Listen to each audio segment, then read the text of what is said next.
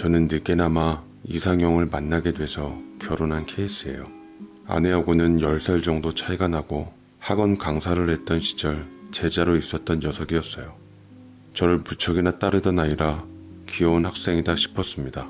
그리고 제가 원하던 기업에 취직 후 학원을 그만뒀었는데 그때 제 전화번호를 알았던 애가 끊임없이 대시를 하더라고요. 선생님, 저 선생님이 너무 좋아요. 우리 만나보면 안 돼요? 저 이제 고3이고 내년에는 20살 돼요. 나이는 숫자에 불과하잖아요. 선생님이랑 결혼하고 싶어요. 라고 말하는데 어린 것이 기도 안 차서 어른으로서 얼른 내쫓아버렸더랬죠. 미안한데 난 어린애는 별로 관심 없다. 나중에 너 대학 가서도 관심 없으니까 헛꿈 꾸지 말고 공부나 열심히 해서 대학 가서 멋진 놈 만나 사귀어라. 그땐 이 노땅 선생님은 눈에 뵈지도 않을 테니까 라고 확 내쳐버렸더니 상처받은 학생은 몇 번 더 주변을 맴돌더지만 그 이후로 연락도 없더라고요. 저는 원하던 직장에 가서 적응하느라 그에 대해선 까마득히 잊어버렸고 그 사이 나름 연애한답시고 몇 명의 여자들을 만나고 이별도 하고 그렇게 반복하며 살았습니다. 하지만 그맘때쯤 아버지 사업이 내리막길을 타면서 망해버리는 바람에 차업딱지가 여기저기 붙으며 우리는 궁지에 몰렸고 아버지는 쓰러져서 기어코 저 세상으로 먼저 보내드리고야 말았습니다. 저와 동생과 어머니는 그 앞을 지키며 통곡을 쏟아냈지만 슬퍼할 기색도 없이 우리는 빚쟁이들을 상대해야만 했습니다. 어떻게 해서든 먹고 살아야 했기 때문에 생활비와 빚잔치에 들어갔고 어떻게 해서든 장남답게 집안을 끌어야만 했습니다. 아버지처럼 제 사업을 하는 게 꿈이긴 했지만 자라보고 놀라운 것은 소뚜껑 보고 놀란다고 저희 아버지께 대인 어머니는 사업의 사자도 꺼내지 못하게 만들었습니다. 동생과 저 어머니 세 식구의 각고의 노력 끝에 7년 만에 겨우 뼈 빠지게 일의 빚을 청산하게 되었고 간신히 대출받아 빌라 하나는 마련하게 되었습니다. 숨 쉴 수 있을 때쯤 이미 제 나이는 40줄을 앞두고 있었어요. 저희 어머니는 집안 빚 때문에 홍기를 놓치게 한 제게 미안했던지 어떻게 해서든 결혼을 하게끔 하려고 지독한 푸시를 넣었습니다. 이리저리 피하다가 저는 선자리에 몇 번 끌려 나갔는데 꼴에 저도 취향이 있는지라 제 눈에 드는 여자가 없는 거예요. 그럴 때마다 어머니는 제게 눈 좀 낮추라 성하시고 비록 앞자리 사자를 앞두고 있었지만 나이에 지어 결혼하는 것도 싫고 딱히 결혼 생각이 없었던지라 피했지만 소용이 없었죠. 근데 살다 보니 인연이 있었던 건지 제 인생에 전환점이 생겼습니다. 그날도 끌려 나온 선자리에서 모르는 여자랑 지루한 얘기를 한 귀로 듣고 한 귀로 흘리고 있었는데 갑자기 아리따운 아가씨가 제 앞에 서더니 반갑게 맞았습니다. 선생님, 오랜만이에요. 저 송이에요. 예전에 선생님께 고백했던 철없었던 고딩이었죠. 여기서 이렇게 뵙다니 너무 좋네요. 라고 말하는데 기억을 더듬어 보니 분명 저를 좋아한다던 학생이 맞았습니다. 근데 촌티 풀풀 나던 고등학생이 엊그제 같았는데 완전 숙녀가 되어서 제 앞에 섰더라고요. 거기다 안경을 벗고 화장을 하니 정말 몰라볼 정도로 눈이 부시게 아름다운 여자가 되어 있었습니다. 앞에 있는 여자는 보이지도 않더라고요. 송이는 선자리인 것을 눈치채고 갈 법도 했지만 제 호감 있는 눈빛을 금세 알아채고는 아예 의자를 당겨 제 곁에 오고는 이런저런 얘기를 하는데 선자리 나온 여자는 저희 둘의 화기애애한 분위기를 기가 막혀하며 결국 불쾌한 듯 자리에서 일어섰습니다. 차라리 잘됐다 싶었고 선자리 여자 자리에 송이가 앉았는데 그간 살아온 세월을 얘기하는데 정신 팔려 시간이 훅 지나가 버렸습니다. 대화가 참 즐거웠어요. 이런저런 얘기를 하는데 제자로서 대하는 척했지만 사실은 호감이 생겼고 마음에 와닿는 부분이 많았습니다. 수도권의 어느 대학을 갔다던 그녀는 재연 배우를 하고 있다는데 지금은 쇼핑몰을 운영하고 있는 CEO라고 하더라고요. 모델도 하고 옷도 디자인하고 하는 것까지 모두 본인의 몫으로 하고 있고 아직은 생각만큼 잘 되진 않지만 대박을 꿈꾸는 열정적인 창업자로서 자신의 일에 최선을 다하는 게 멋져 보였습니다. 저도 현재 회사를 그만두고 제 사업을 하고 싶다는 바람을 비치면서 얘기를 해나갔는데 깜깜한 밤이 되어 그녀를 바래다 주는 게 참 아쉬울 지경이더라고요. 우리 이쁜 제자는 여시같이 절 떠보면서 제 마음을 흔들어 놓는 것도 잊지 않았습니다. 선생님, 우리 집에서 자고 갈래요? 저 독립해서 선생님 재워줄 수 있는데. 됐거든. 난 여친네 집 아니면 안 잔다. 남자가 지조가 있어야지. 그럼 오늘부터 내가 여친해주면 되겠네? 훅 들어오는 건 예나 지금이나 똑같네. 집에 계시는 우리 어머니께 잔소리 곱절로 듣고 싶지 않아서 들어가야 돼. 내가 아직까진 엄마 생각하는 마마보이라서. 어머, 선생님 마마보이예요? 나도 마마걸인데 어쩜 우린 이렇게 여전히 잘 통할까? 알았어요. 오늘은 집에 보내줄게요. 대신 다음에는 편하게 서로 집 왔다 갔다 하기예요. 라며 얘기하는데 저는 피식 웃고 얼른 들어가라 했습니다. 예전 같았으면 그냥 성가시고 귀찮고 그랬을 텐데 가슴이 콩닥콩닥 뛰는 게 기분이 좋아지더라고요. 발걸음 가볍게 집에 들어오니 어머니의 장전된 잔소리가 다다다 시작됐습니다. 선짜리 여자에 대해서 매너 없게 했다고 제게 육두문자까지 섞어가며 욕을 장난 없게 하셨어요. 그런 어머니를 말릴 것은 어머니가 바라시고 기대하시던 신부감을 찾았다는 소식이었죠. 일찌감치 송이와 다시 재회했을 때부터 그녀가 미래를 함께할 수 있을 것을 예감하고 있었기에 어머니께 단번에 공개해버렸습니다. 엄마, 저 결혼할 여자를 드디어 찾은 것 같아요. 더 이상 선자리 마련 안 해주셔도 될 것 같다고요. 저 반년 안에 이 여자랑 꼭 결혼합니다. 라고 큰 소리를 빵빵 치며 엄마의 잔소리를 막으니 괜히 제게 돌아오는 말은 야, 만나기 전에 한번 데려와봐. 너 여자 보는 눈 못 믿겠다.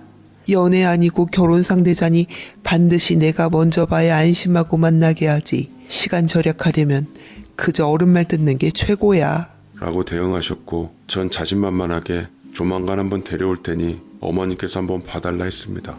어머니는 제가 그 친구를 데려올 날만을 손꼽아 기다리셨죠. 그 사이 저는 그 친구를 자주 만나며 연애 감정을 싹 텄고 역시 첫 느낌처럼 그 여자는 내 아내가 될 법한 사람이다 싶어 10살이라는 나이 차이는 숫자로 만들어버린 채 달달한 연애를 했습니다. 그때쯤 동생도 저와 비슷한 시기에 결혼 전제로 연애를 시작했는데 어머니가 골라주는 집안 좋고 품행 단정한 어느 정도 사는 여자였습니다. 비록 집안은 어려웠지만 동생이나 저나 학벌은 나쁘지 않은 편이었고 직장도 어느 정도 탄탄한지라 솔직히 괜찮은 손자리는 많이 들어오는 편이었어요. 동생은 직접 어머니께서 골라주신 만큼 믿고 맡겼지만 저에 대해서는 탐탁찮아 하셨습니다. 이미 동생과 재수씨들 분은 자주 어머니께 인사드렸던 터라 어머니하고도 저하고도 많이 친해진 상태였어요. 어머니께서 안심하시고 동생 내외를 사랑해 주시는 게 부러웠던 저는 서둘러 우리 아내 될 사람도 어머니께 소개시켜드리기로 했습니다. 어머니께 데려갈 때쯤 우리는 이미 서로를 너무 사랑한 나머지 뱃속에 이새까지 만든 상태였고 수줍게 저희 어머니 앞에 섰을 때 당연히 제 미래 아내 될 사람도 뱃속 손주를 환영해 주실 거라 믿었건만 의외로 뚱하다 못해 쌩한 표정을 지으시더라고요. 하도 심기가 어지러운 얼굴을 하니 그녀는 저를 사로잡은 특유의 애교로 어머니께 다가갔지만 어머니는 만만치 않은 어르신이었습니다. 예전에 엑스트라 배우였다가 지금은 옷 쇼핑몰을 한다고요? 부모님은 두 분 다 시골로 귀농해서 농사 지으시고. 그렇군요.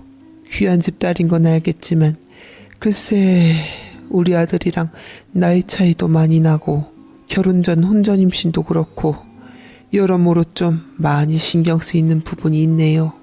부족한 부분이 많은 만큼 열심히 노력하겠습니다, 어머니. 최선을 다할게요.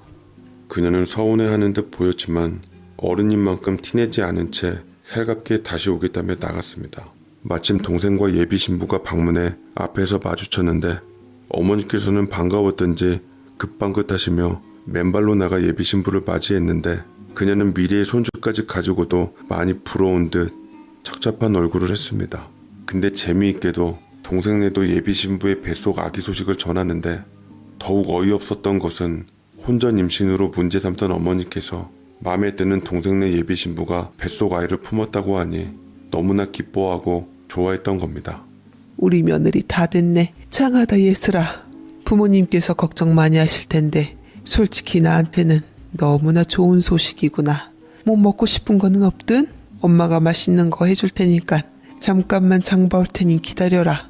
석하니 태교를 위해서 어떻게 할지 예비 아빠로서 신경 좀 쓰고 있거라. 하며 싱글벙글한 채로 나가셨는데 어정쩡하게 서 있는 저와 송이를 보고는 갑자기 존대로 우리 예비 며느리 손주 소식에 장 보러 가야 하니 바쁘니 문 가로막지 말고 얼른 가시라고 내쫓다시피 했습니다. 아무리 예비 며느리네 부모님이 잘 사는 집이고 능력 있는 빵빵한 집이라고 하지만 사람 앞에 두고 그러는 건 아니라 싶었지만 막상 부모님과 그녀가 앞에 있는데 첫 만남부터 대놓고 그녀 편에 서서 엄마에게 뭐라 그럴 수는 없는 노릇이었어요. 그녀가 행여 상심하고 풀 죽을까봐 저는 손을 잡았습니다. 괜찮아. 어머님께서 조만간 우리도 허락해 주실 거야. 라며 위로를 했는데 제 예비 신부는 씩씩했습니다. 나도 어머니께 사랑받을 거야. 아까 웃으시는 모습 보니까 정 많으시고 따뜻해 보이시던데 그 사랑 저도 예비 며느리로서 꼭 받도록 노력할 테니까 선생님도 너무 걱정 마세요. 라고 말을 하니 기특해 보이기도 하고 고맙기도 해서 머리를 쓰다듬어 주었습니다. 제게 단언했던 것처럼 그녀는 이후에도 어머니께 인정받고 싶은 마음에 정말 잘하려고 노력했습니다.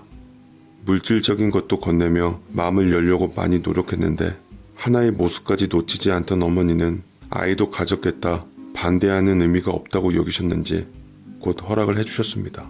아이 때문에 허락해주는 줄이나 알아. 하나를 보면 열을 아는 법이다.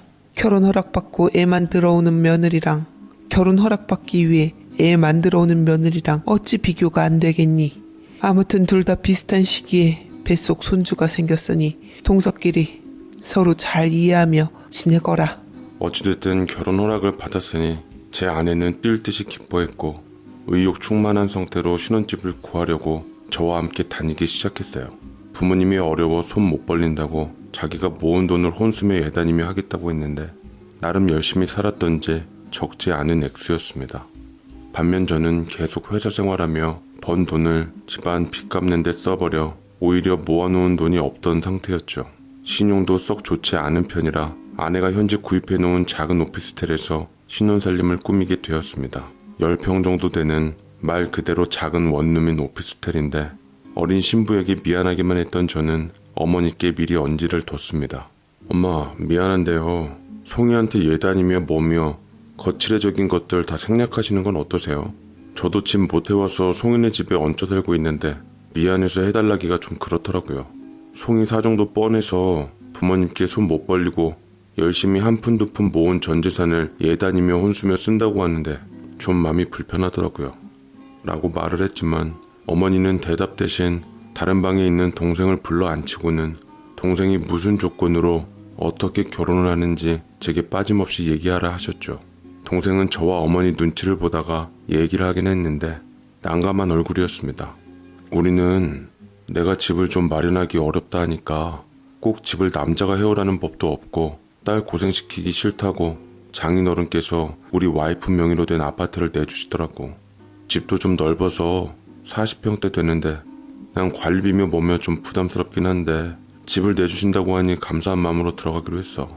예단도 혼수도 꿀리는 거 싫다면서 장모님께서 넉넉히 해주셨는데 거의 몸만 들어가는 거나 마찬가지라 나도 형처럼 미안한 입장이야 라고 말을 하는데 듣기만 해도 입이 떡 벌어질 정도의 좋은 조건이라 어머니께서 혹하신 모양이더라고요. 어머니께서는 의기양양하게 동생의 발언이 끝나자마자 하고 싶은 말들을 쏟아내셨습니다. 커봐라. 요새 여자나 남자나 능력 있는 사람을 만나야 팔자가 피는 법이다. 니들이 비록 지금은 없지만 앞으로도 없으리란 법도 없고 학벌 좋겠다, 인물 좋겠다, 어디 가서 빠지진 않지 않니? 미안하면 앞으로 처한테 잘하면서 갚는 게 제일인데 석윤이 너도 석한이처럼 엄마 말 잘 들었음 고생 안 하고 처덕 보면서 살고 얼마나 좋아. 애만 아니었어도 내가 어떻게 해볼 텐데. 에휴, 됐다. 속상하니 그만하자. 라며 말씀하시고는 저를 일으키셨습니다. 어머니가 아무리 그렇게 나오셔도 제 마음은 한결같았어요. 한 번도 후회 같은 건 해본 적이 없었습니다. 그녀도 제 마음을 알기에 저를 믿고 제게 시집으로 오고는 혼인신고부터 하게 되었습니다. 저희는 대충 식비만 내면 무료로 홀을 대관해주는 곳에서 식장을 잡았지만 동생네는 일평생 한 번밖에 없는 결혼식이고 양가 부모님들의 회수할 돈도 신경 써 슬기로운 계산 방식을 끝내고 강남에서 알아주는 천정 높은 결혼식장에서 길일로 결혼 날짜를 잡았습니다. 그런데 하필이면 동생네와 저희와 결혼식 날짜도 시간도 똑같이 잡은 게 문제였어요. 그날이 기일로 알려진 날이라 부쩍이나 신랑 신부가 몰렸다는데 서로 잘 살고자 하는 욕심에 기일을 양보할 마음이 들진 않았지만 어머니가 차별 어린 핀잔을 주었습니다. 흔해 니들이 양보해라. 작은 애들이 잡은 결혼식장이 워낙 인기가 많은 곳이라 다른 날짜는 이미 차고 없다고 하니 너희들은 무슨 회관 같은 데 잡았는데 아무 때나 하면 어떻다고 그러니? 어차피 형이니 좀 일찍 하는 것도 괜찮지 않겠니? 저희도 나름 가성비 좋은 곳으로 예약한 곳이라 이날 말고는 날짜가 없어요. 아니면 4달 후에나 자리가 나온다는데 그때는 배가 부를 대로 불러서 결혼식 올리기가 어렵다고요. 그러니 누가 일부터 저질르랬니? 아무튼 네 동생네가 내게 먼저 결혼 날짜를 말했고 번복할 이유 없다. 좀 늦게 하거나 아니면 애 낳고서 하던지 해라. 혼인신고도 미리 했다며 어차피 그런 건 다 형식일 뿐이지 않니? 라고 말을 하는데 싹싹한 아내는 어머니의 신경을 거스르기 싫었던지 웃으며 끄덕였습니다. 제가 다 안쓰럽고 딱해서 미안했습니다. 어머니는 그래도 여전히 못마땅한 얼굴을 하셨고 저는 어머니를 원망스러운 마음에 그냥 아내를 데리고 집에서 나와버렸습니다. 제가 더 속상해하자 아내는 오히려 절 위로해 주었어요. 위기에서 사람의 본성이 나오는 법인데 제가 정말 아내 하나는 끝내주게 잘 얻었다 싶었습니다. 동생의 결혼식 날은 서두른 만큼 빨리 다가왔는데 강남에서 워낙 유명한 결혼식장인데다 식대도 비싸고 빌리는 대여료도 만만치 않은 만큼 참 웅장하고 멋졌습니다. 아내 역시 눈이 돌아갈 만큼 시선을 떼지 않더라고요. 그때도 참 미안했어요. 아내는 애써 태어난 척하고 저와 함께 동생네의 결혼식에 필요한 부분을 도와주었고 특히나 아내는 하객들에게 봉투를 받는 가방순이 역할을 하며 이리저리 분주하게 움직였습니다. 오케스트라 결혼식 연주를 바탕으로 너무나도 한 폭의 그림 같은 아름답고 화려한 결혼식이 끝나버렸고 친척들에게 저와 아내는 돌아다니면서 인사를 드렸지만 새 신부 새 신랑만큼 주목을 받진 못했습니다. 어머니도 저희보단 당연히 동생 내외를 자랑스러워하며 소개했고요. 웨딩카를 타고 신혼여행을 떠난 후에야 뒷마무리까지 하고 난 후 겨우 한숨을 돌릴 수 있었습니다. 어머니는 하루 종일 애쓴 제 아내에게 인사조차 하지 않은 채 가버린 후 일주일 뒤 동생 내외가 신혼여행 돌아올 때쯤에 한상 차림한답시고 아내를 부려먹었습니다. 해가 쿰 떠서는 너 임신했다고 궁둥이 무거워지면 그거 다 살로 가는 법이다. 점점 퍼져서 나중엔 네 신랑 딴짓하면 뭐라 그럴 자격 있겠니? 많이 움직여야 뱃속에도 쑥쑥 잘 자라고 순산할 수 있다. 사실 겉모습으로 보면 제 아내는 심한 입덧 때문에 살찔 틈이 없었습니다. 오히려 통통한 쪽은 재수 씨였는데 신혼여행을 다녀와선 더 그랬는데도 어머니는 제 손으로 물도 못 떠먹게 하셨습니다. 모범을 보여야 할 어른이 그러시니 동생 내외도 형수인 제 아내가 만만하게 보였던지 힘든 임산부 부려먹고도 전혀 미안한 기색이 없었습니다. 거기다 나이는 재수 씨보다 4살이나 더 어렸으니 만만하게 보였겠죠. 동서에게 존댓말하는 아내와 형님자만 달고 반말하는 동서의 말씨가 기가 막혔더랬습니다. 형님, 이것 좀 더 갖다 주고 저것 좀 다 치워줘. 근데 이거 왜 이렇게 짜? 음식 형님이 했다던데 친정어머니가 짜게 드셔? 돈 없어서 지방 가셨다는 얘기는 들었는데 그래도 서울 출신 아니야? 미안해요 동서. 내가 다시 해서 갖다 줄까요? 됐어. 이미 만든 음식인데 다시 손대면 맛있겠니? 어머님, 형님 음식할 때 간 좀 봐주세요. 이러다가 임신당뇨 올까봐 걱정되네. 라고 하는데 어머니는 돈이 좋긴 좋은지 되먹지 못한 재수씨를 감쌌습니다. 아내는 하루 이틀 이런 것이 아닌지라 인이 배겼던지 묵묵히 감수했죠. 동생네 부부가 당시 괌으로 신혼여행을 다녀왔는데 거기 에옷이랑 명품 가방이 참 저렴해서 제가 가기 전에 좀 부탁을 해놨는데 행여 형제인지라 떼먹을까봐 걱정됐는지 마지못해 애 옷 조가리 2벌 정도 내밀더라고요. 근데 그것도 아까웠던지 몇 달 뒤 애가 태어나기 얼마 전 다시 돌려달라고 하며 퇴근한 후 밤늦게 집으로 왔습니다. 형 미안한데 예전에 내가 신혼여행 가서 사가지고 온 옷 그거 다시 돌려주면 안 될까? 아내가 그게 예뻤는지 눈에 아른거리나 봐.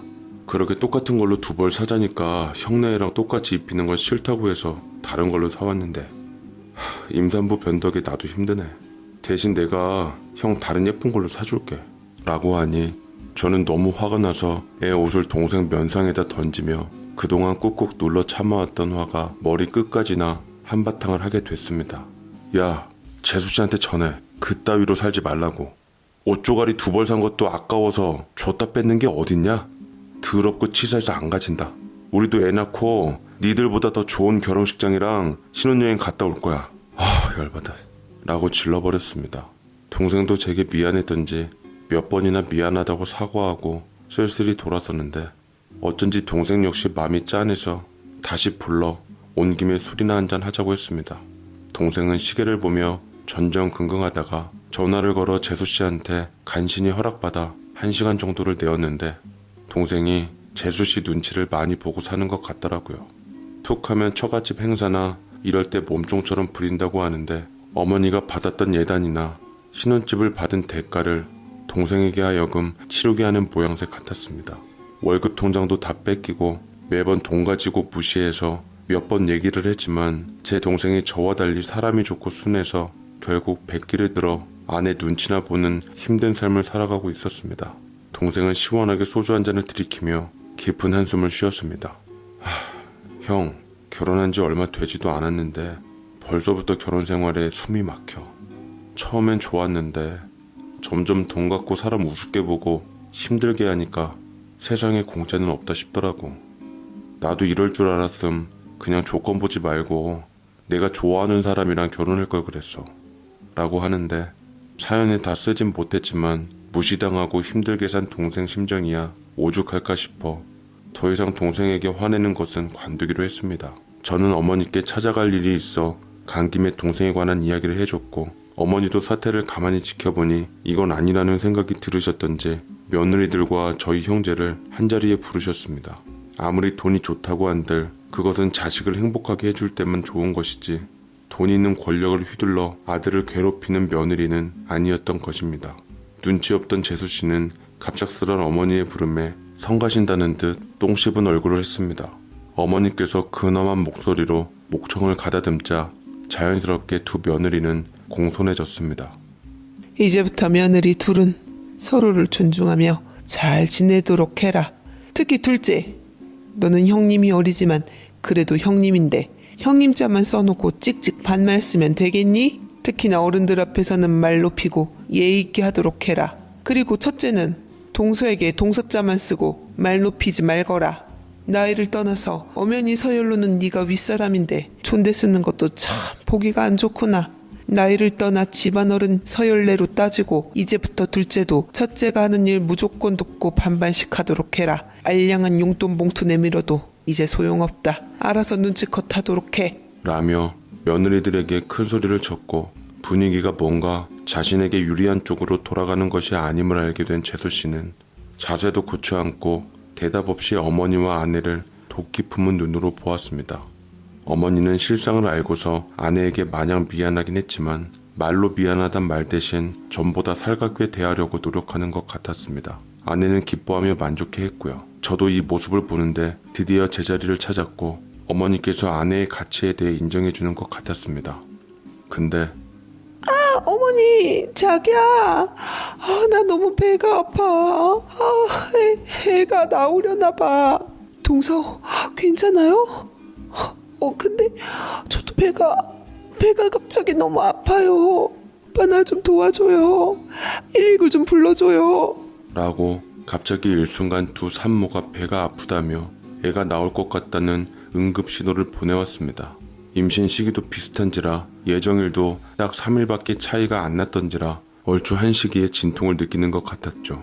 동생과 저는 난리가 나서 119를 불렀고 우리나라 좋은 나라답게 10분 내에 도착한 구급차는 우리 형제들의 산모들을 싣고 가장 가까운 산부인과로 가게 되었습니다. 어머니께서도 당황하셨던지 발을 동동 굴리시며 만삭인 산모들을 무릎 꿇리고 힘들게 했다고 자책하시며 저희들과 함께 따라 나섰습니다.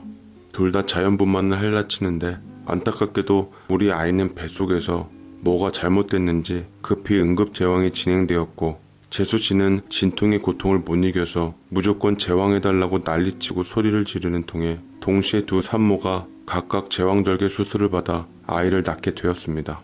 2, 3분 간격에 쌍둥이처럼 태어난 아가들은 공교롭게도 둘 다 딸이었고 동생과 저는 귀한 딸아이의 아빠가 되었다는 기쁨에 좋아했지만 엄마는 아들이 아니라는 것에 약간 실망하는 것처럼 보였으나 다행히 아가들이 건강하다는 말에 졸였던 마음을 쓸었습니다. 우리 꼬물이들은 간호사들 품에 데리고 나와줬고 저와 동생은 감격스럽게 사진기에 애들을 담았는데 아직 눈도 안 든 아가들이었지만 둘 다 아빠들을 닮았던지 둘이 부쩍 닮아 보였던 게 흡사 쌍둥이처럼 보이기도 했습니다. 며칠 후 눈을 떼니까 더 똑같이 보이기도 했어요. 둘이 너무 비슷해 간호원들도 헷갈려하며 자칫 실수로 애가 뒤바뀔 뻔하기도 했습니다. 발골이에만 의지해서 아이들을 구별하고 있었죠. 병원에서 5일 정도 있다가 조리원으로 가게 될 재수씨에 비해 아내는 농사일 때문에 바쁜 친정엄마에게 산후조리도 받을 수가 없어 마음이 안 좋았습니다. 어머니께서는 그런 아내를 보다가 퇴원 하루 전날 제게 돈을 쥐어주었습니다. 이거 네 댁 조리원에 보내도록 해라. 네 재수씨가 나한테 용돈 가져와 살랑거렸던 건데 막상 두고 쓸 데가 없더구나. 네 댁 친정엄마도 못 오신다고 하시고 마음 같아선 내가 직접 산후조리를 해주고 싶긴 하다만 시어미가 그동안 냉대를 했는데 그것도 불편하고 적응 안 될 것 같아 그냥 속편하게 조리원 가서 푹 쉬는 게 나을 것 같아 건넨다. 마침 네 재수씨 가는 곳 자리 있다던데 같이 가서 기죽지 말라 해라. 대신 네 재수씨한텐 비밀로 하고. 엄마 고마워요. 엄마가 진짜 최고예요. 재수씨가 예약한 조리원은 꽤 좁고 비싼 곳이어서 금액이 딴 데보다 2배가량은 더 비쌌거든요. 하지만 어머니는 똑같은 값을 지불하고 재수씨와 똑같은 VIP 방으로 아내를 예약해 주었습니다. 그것도 재수씨가 준 용돈을 모아서 말이죠. 저는 어머니를 안아주고 정말 감사하다고 하며 효도한다고 얘기했다가 어머니께 벌써부터 마누라 치마폭에 휩싸였다고 딱밤을 맞았습니다. 그래도 마음이 참 좋더라고요. 재수씨는 집에 쭈구리처럼 산후조리도 못 받게 될 아내의 모습을 기대했던지 정작 자기와 같은 산후조리원에 똑같은 방에 있는 것을 보고 놀랐습니다. 그렇게 2주 동안 넉살 좋던 아내는 조리원 동기도 잔뜩 만들어 왔습니다. 아내는 조리원 다녀와서 어머니께 큰절을 하고서 친딸처럼 애교 있게 잘 지내고자 했습니다. 어머니도 그간 오해를 풀고 아내에게 잘하며 좋은 고부관계 첫 발을 내디뎠죠. 허나 세상에 비밀은 없다고 어찌하다 알게 됐는지 재수씨가 애 100일 잔칫날 당일 유명한 한식당에 모인 저희 부부 그리고 어머니에게 그동안 분을 참았던 것을 크게 터뜨리고야 말았습니다. 어머니, 어떻게 제게 용돈 받은 걸 모아 형님 조리원비를 대주실 수가 있으세요? 제가 어머니께 어떻게 했는데요? 그 이후에도 제게 용돈 받아가는 걸로 형님에게 이것저것 해준 것 같은데 저한테는 뭐 하나도 없으셨으면서 일은 일대로 부리고 그렇게 사람 차별해도 돼요? 너는 내가 신혼 초에 많이 빼줬지 않니? 애 갖고 힘들어하는 것 같길래 그런 건데 이제 애도 낳았겠다. 너 살 빼게 해주려고 그랬지. 운동 돈 내고 할 필요 뭐 있니? 네 형님 봐라. 하도 몸을 움직이니까 지금은 결혼 전 몸무게보다 더 빠졌잖니. 그리고 네가 준 용돈 내가 모아서 어디다 쓰든 그것까지 왜 신경을 써? 내가 맘 가는 대로 내 맘대로 쓰는 게 뭐가 그렇게 마음에 걸리든 그렇게 공치 살 거면 애시당초 주질 말어. 꼴랑돈 몇 푼 갖고 네 눈치 보는 건 사양이다. 라며 고상하게 말씀하시니 재수씨는 씩씩거리다가 애 100일 잔칫날 여러 사람 불러놓고 애를 데리고 가는 막가자식의 행동을 보였습니다. 뭐 덕분에 우리 애가 사촌의 100일상을 대신 받을 수 있었지만 아내는 펄쩍 뛰며 그래도 그게 아니라고 우리 애는 저녁 때 해주기로 했으니 어서 가서 동생과 함께 동서를 말리자고 했습니다. 아내가 어떻게 재수씨를 구워 삶았던지 겨우 기분을 가라앉히고 온 덕에 겨우겨우 호텔에서의 100일 잔치도 진행되게 되었고 돌아와서는 저희의 100일 잔치를 진행해 나갔습니다. 일찌감치 몸에 망가진다고 단유를 한 재수씨네에게 유축한 모유팩을 손수 내밀며 우리 애와 더불어 조카 애에게도 신경을 많이 썼던 아내였습니다. 산후 우울증을 언급해야 하며 베이비시터를 쓰려는 재수씨에게 겸사겸사 제안을 하더라고요. 그럴 거면 내가 동서네 집에 와서 애 봐줄까? 어차피 우리 애도 보는 김에 동서애도 보면 좋잖아. 나도 우리 생활 어려운데 돈 벌고 남보다는 내가 낫지 않겠어? 나 우리 딸이나 조카딸이나 똑같이 아끼니까 나만 믿고 바람 좀 쐬러 다녀와. 처음엔 형님이 프락치 노릇한다고 불쾌하다며 거절부터 한 재수씨였지만 엄한 사람 하루 이틀 고용하다가 어미랍시고 영 맘에 안 들고 탐탁 차놨던지 결국은 아내에게 조카를 맡겼습니다. CCTV까지 달고서 감시하면서 말이죠. 아내는 당시 저에게도 재수씨와 관한 모든 것들을 입 꾹 다물고 비밀로 했습니다. 어머니에게도 마찬가지였죠. 사생활이 안 나가니 재수씨도 마음에 들었던지 처음엔 2-3시간 나갔던 외출이 잦아지고 시간도 늘어나 동생이 걱정이 이만저만이 아니더라고요. 한 1년 정도 참다가 아이 돌잔치를 하고 난 후 동생은 눈여겨보다가 결국 오고야 할 것이 오고야 말았습니다. 동생이 어느 날 아내와 저를 찾아와 물건들을 테이블에 내밀며 심각하게 말했습니다. 보니까 남자 라이터며 뭐며 심지어 입에 담기 민망한 것들도 있었는데 모두 재수씨의 가방에서 발견되었다고 합니다. 형수님, 제게 솔직하게 다 말해주세요. 이건 아니지 않습니까? 저 더 이상은 못 참아요. 여기저기서 바람핀 정황들이 보이는데 아무리 제가 처덕보고 있고 매여 살고 있다고는 하지만 아내의 딴짓은 도저히 못 참습니다. 라고 말을 하자 아내는 끝까지 오해라며 동서를 잘못 보고 있다고 수습하려고 했지만 동생의 화는 이미 머리 끝까지 나 있는 상태였습니다. 이번에야말로 본때를 보여줘야겠다 생각했던 건지 어디서 재주 좋게 재수씨의 바람핀 정황들이 담긴 사진들까지 몽땅 풀어내는데 아내는 진심으로 속이 타들어가는 얼굴이더라고요. 이래도요? 이래도 제가 오해라고요? 제가 좋게 말씀드릴 때 형수님께서도 말씀해 주세요. 안 그럼 저 형하고도 안 볼 겁니다. 라고 말을 하자 그제서야 어렵사리 아내는 힘들게 말을 토해냈습니다. 실은 서방님, 동서가 바람 좀 쐬러 친구들이랑 몇 번 놀러 갔는데 그곳에서 대시하는 남자들과 잠깐 시간을 보내다 보니 몇 번 더 만난 것 같아요. 그게 다예요. 동서가 얼마나 서방님을 생각하고 사랑하는데요. 다른 건 몰라도 그거 하나는 장담할 수 있어요. 사람은 누구나 실수할 수 있는 법이잖아요. 실수요? 바람이 실수입니까? 다른 사람은 그래도 내 사람은 안 됩니다. 저도 지금까지 참을 만큼 참았어요. 애 때문에 참고 사는 단계도 이제 넘어섰습니다. 아무래도 이혼 준비해야 할 것 같아요. 이혼이요? 안 돼요, 서방님. 서방님이랑 동서만 보고 있는 사랑이는 어쩌라고요. 제발 딸을 생각해서 참으세요. 동서도 잘 말하면 정신 차리고 살 거예요. 애를 봐서라도 그러면 안 돼요, 서방님. 라고 아내가 필사적으로 동생을 말렸지만 이미 동생의 눈은 이성을 잃은 상태였습니다. 나중에 얘기를 듣자니 동생이 이혼 얘기를 꺼내니 오히려 당당하게 재수씨 역시 겁날 것 없다면서 어디 이혼 한번 해보자고 둘의 사이는 극단적으로 치닫기 시작했습니다. 바람이 나도 단단히 났는지 동생이 뒤엎던 그날 당일 재수씨는 애고 나발이고 본인만 홀랑 짐 싸들고 나갔고 동생은 하루 종일 술만 퍼마셔서 마음을 졸이던 아내가 결국 조카애를 데리고 와서 저희 집에서 돌보게 되었습니다.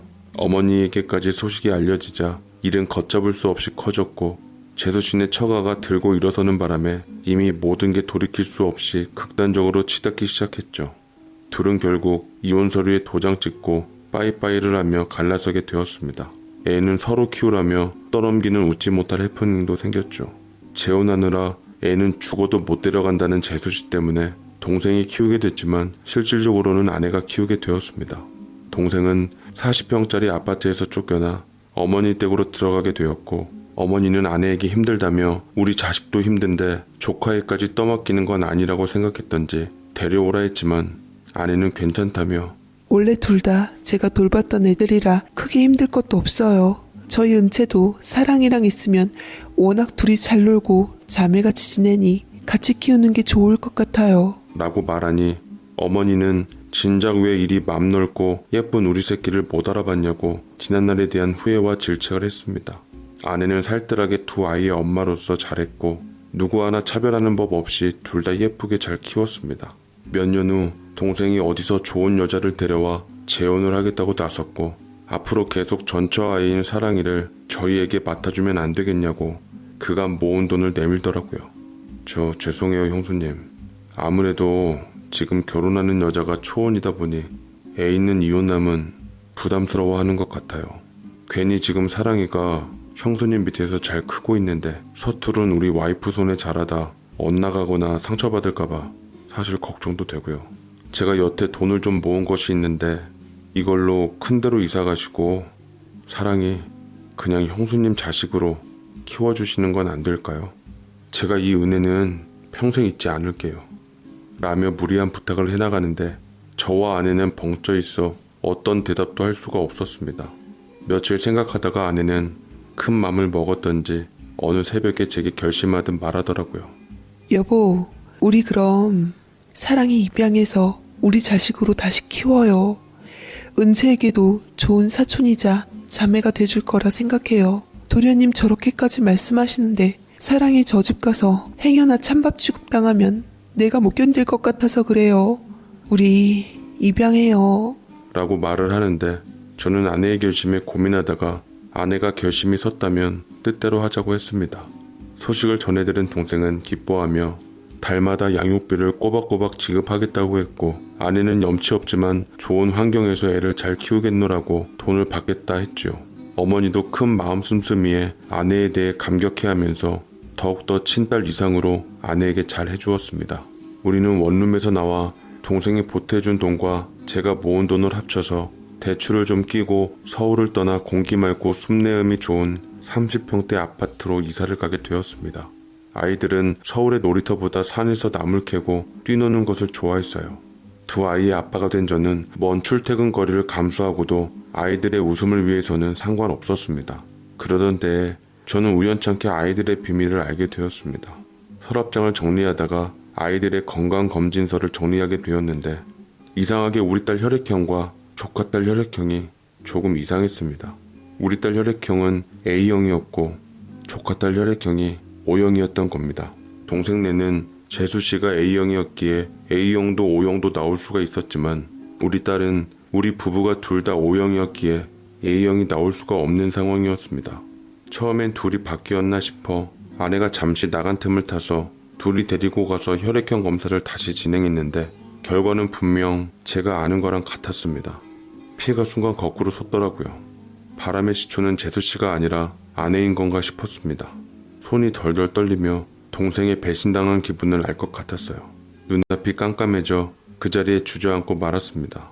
딸들과 함께 있는 저를 발견해 양손 가득 장을 박았고 온 아내와 맞닥뜨리는데 바닥에 떨어진 혈액형의 결과지를 보고서 아내의 얼굴이 새파래졌습니다. 두 어깨를 잡아 미치광이처럼 소리쳤더랬죠. 이게 어떻게 된 일이야? 설마 당신 은채가 내 딸이 아닌 거야? 어떻게 둘 다 O형인 우리 사이에서 A형인 은채가 나올 수가 있어? 당장 솔직하게 말해. 말하지 않음 나 지금 무슨 짓을 벌일지 몰라. 라며 악다구니를 쓰자 아내는 초조한 듯 엄지손가락을 깨물다 독촉에 눈물을 흘리며 모든 것을 털어놓았습니다. 여보 미안해요. 사실 나 그때 우리 애기 낳았을 산부인과 병원에서 병원에서 뭐? 뜸들이지 말고 빨리 말해. 동서 애기랑 우리 애기랑 바꿔치기 했어요. 뭐? 애를 바꿔치기 했다고? 분명 아내에게서 바람에 대한 실토가 나올 줄 알았건만 아내의 기막힌 말은 절 더 힘 빠지게 만들더라고요. 아내는 눈물을 흘리며 사연을 흘려놓았습니다. 나도 사람인지라 얄미운 짓 하는 동서가 너무 밉고 싫더라고요. 그래도 어머니께 예쁨 받고 인정받으려고 꾹 참고 있었어요. 근데 병원에서 한날 한시 애를 낳은 후 나중에 아이에게 우유 먹일 호출 시간에 앞서 미리 와 있는데 간호사들이 없는 거예요. 근데 우리의 자리에서 우리 애가 울고 있길래 우유를 먹였는데 간호사들이 헷갈렸는지 애를 자리에 잘못 두고 간 거였어요. 내가 우유를 먹인 건 바로 우리 딸이 아니라 동선의 딸이었던 거예요. 순간 엄한 생각이 들었고 가난하게 우리 집에서 힘들게 사느니 차라리 동선의 딸로 살아가는 게 낫겠다 싶은 생각이 들더라고요. 어차피 간호사도 헷갈릴 정도로 닮았던 두 아이였기 때문에 발고리만 바꾸면 모르겠다 싶어 혹시나 바꿔놨는데 글쎄 간호사들도 친엄마인 동서조차 애가 바뀐 상황을 전혀 모르는 거예요.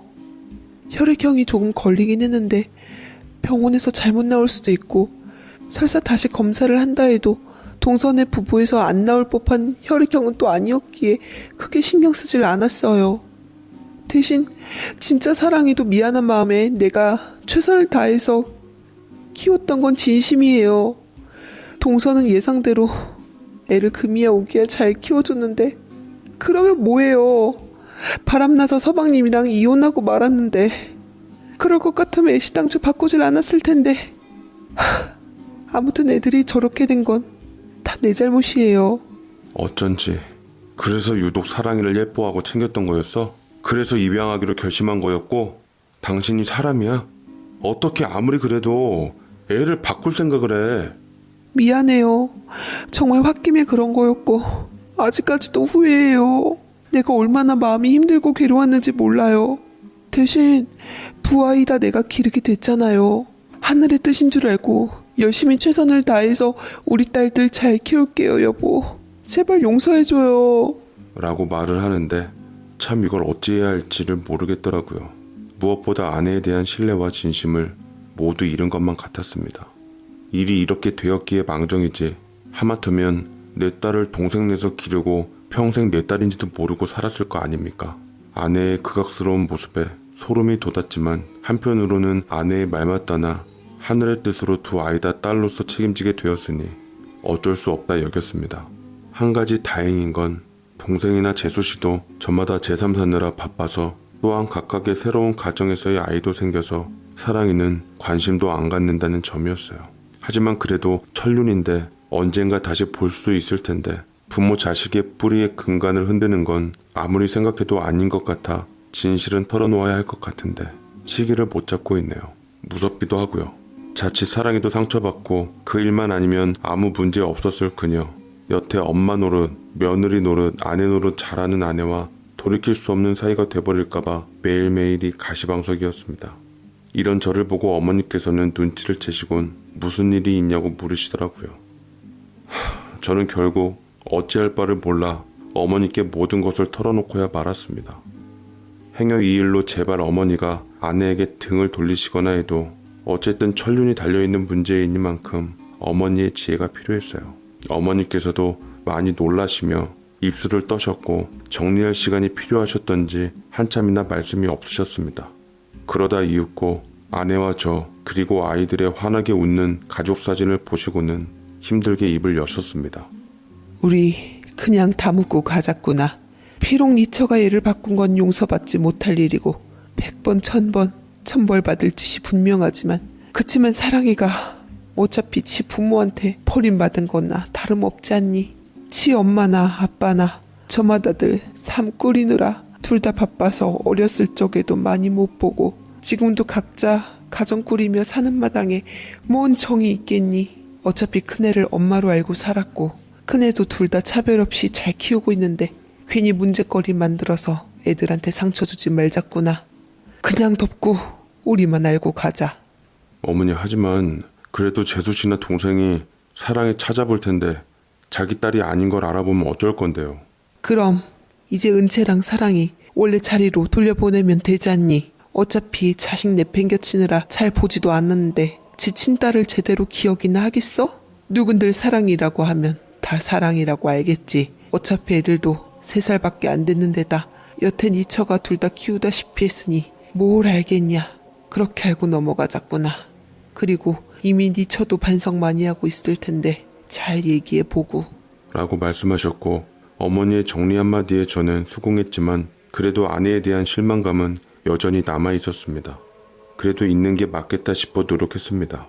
아내는 그 이후로 두 아이들을 차별 없이 열심히 키우고 있고 제 역할을 잘 해내고 있네요. 그 후부터 몇 년이 더 지나서 애들이 초등학교 입학했는데도 입학식 날 부모랍시고 동생 내외는 들여다보지도 않았는데 이를 다행으로 여겨야 할지 불행으로 여겨야 할지 모를 노릇이었습니다. 애들 역시 둘이 쌍둥이 자매인 줄 알고 커 우리를 엄마 아빠로만 알고 있습니다. 아내는 여전히 두 아이들에게 더할 나위 없는 다정한 엄마로 지내고 있네요. 여지없이 행복해하며 잘 살고 있는 아이들을 보고 저는 이제 마지막으로 모든 것을 잊기로 하고 제 마음을 사연으로 보내봅니다.